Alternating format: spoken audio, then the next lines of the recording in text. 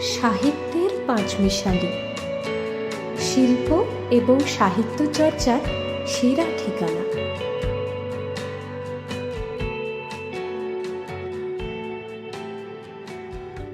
আমাদের নিবেদন, অঝরে শ্রাবণ। তোমার সৃষ্টির পথ রেখেছ আকীর্ণ করে, বিচিত্র ছলনে, বিচিত্র ভঙ্গিতে। তারে পথ পেয়ে চলে যেতে যেতে চকিতে চমকে মন করে অঞ্জলি বিস্মিত কৌতুকে। পদে পদে তোমারই গোপন ইঙ্গিত বাজে মোর চিত্তবীণার তারে তারে, আনন্দে, বিষাদে, আঁধারে, আলোকে। জীবনের শেষ কটা বছর গুরুদেব শারীরিক ক্লেশ, মনস্তাপ ও আধ্যাত্মিকতার চরমে মনুষ্যত্ব আর দেবত্বের স্তব স্তুতি রচনা করেছিলেন। 1937 থেকে 1941 সাল পর্যন্ত সময়কালে দ্বিতীয় বিশ্বযুদ্ধের ভয়াবহতা, অশ্রু উপাসনাগৃহ, ছাত্রছাত্রীদের প্রার্থনা গান, বর্ষা ভরা শ্রাবণ, শীতের কুহেলিকা ছিল তাঁর লেখনীর রসদ। প্রিয়জনের মৃত্যুর নির্মম শোক তাপ কবির মনে ব্রহ্ম উপাসনার চরম আধ্যাত্মকে স্পর্শ করেছিল। 7ই আগস্ট 1941 সাল, 22শে শ্রাবণ, 1348 বঙ্গাব্দ, বেলা 12টা 10 মিনিটে জোড়াসাঁকো ঠাকুর বাড়িতে রবীন্দ্রনাথ ঠাকুর তাঁর নশ্বর দেহ ত্যাগ করে অমৃত লোকে পাড়ি দিয়েছিলেন।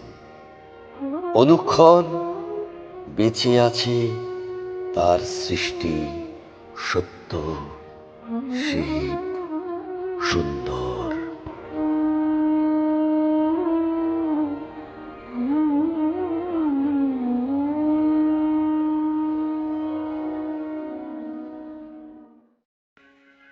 আমার সকল দুঃখের প্রদীপ জেলে দিবস গেলে করব নিবেদন।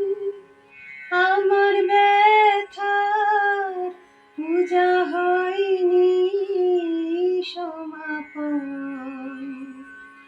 আমার সকল দুঃখের প্রদীপ জেলে দিবস গেলে করব নিবেদন।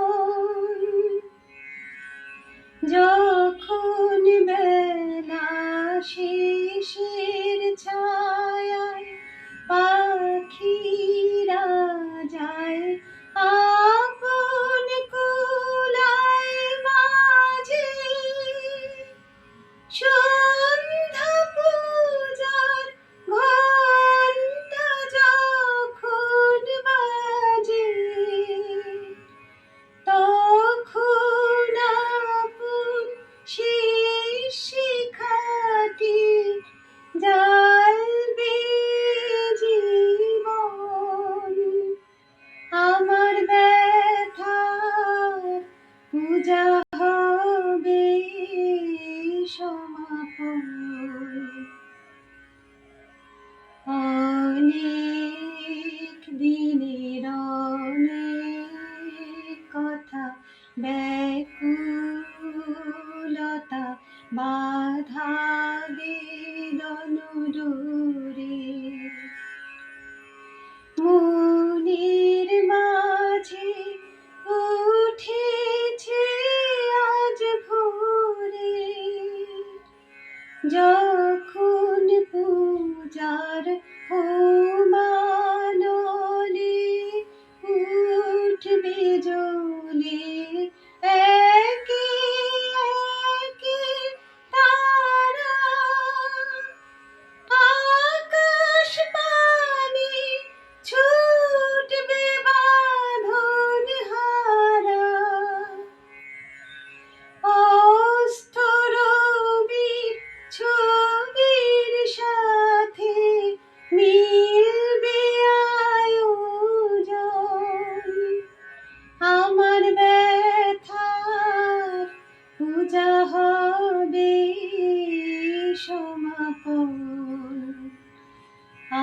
সকল দুঃখের প্রদীপ জিলে